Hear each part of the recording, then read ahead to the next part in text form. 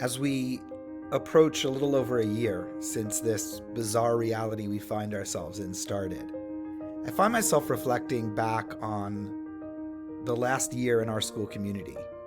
And I asked myself, what is the most significant loss that we've experienced collectively since this started?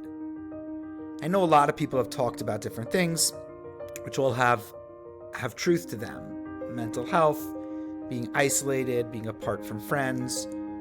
I know your parents don't like when you're around the house in your pajamas all day. But I think there is a more profound loss that we've experienced that we don't necessarily talk about so much because it's a little complicated. And I want to try and unpack that here. I think the most significant loss over the last year was the loss of our ability to achieve self-transcendence through our community. Now, if I just said a thing that doesn't make any sense to you, let me try and unpack it a bit.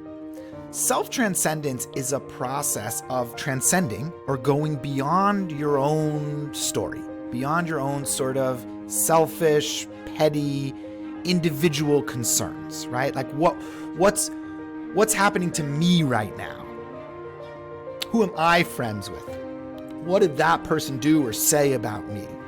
How do I look to others? In the moments that we can transcend those concerns, can be incredibly happy and gratifying. And if you're still having trouble picturing what I'm thinking about, try to think about some of your happiest moments in life.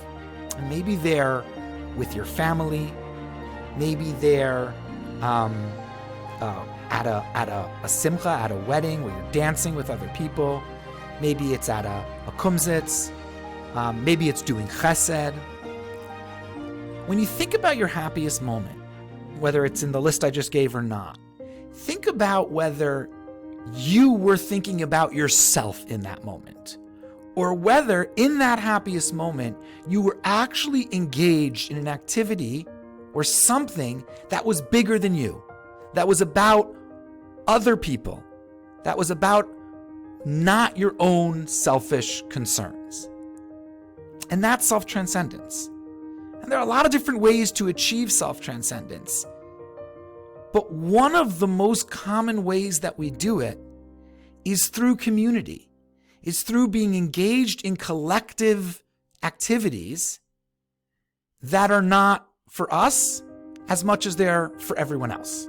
In so many ways, this is the story and the struggle of the Jewish people as they experience Yetziat Mitzrayim. They're in this path of learning how to give to a cause that is larger than themselves. And it's understandable.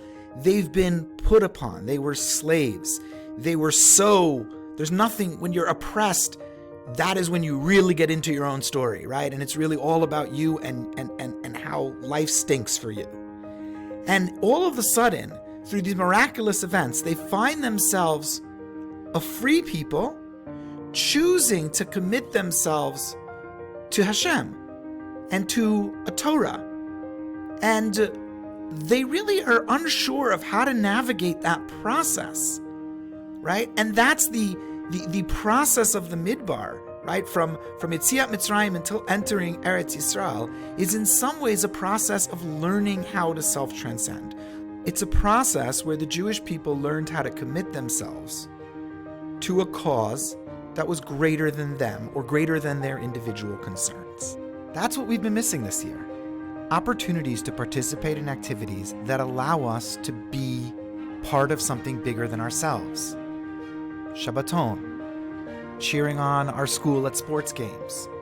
Big tefillot like Rosh Chodesh or Yom Ha'atzmaut, Chagigot, Purim celebrations, club fair. The list goes on and on. There are all of these events that intersperse our daily lives at school that are about collectivity, that are about us kind of fading into the crowd and just not having to be in our own story for a little while. So I think we're deficient in our vitamin of self-transcendence. And I hope we're on the tail end of this pandemic, but it's really not in our control.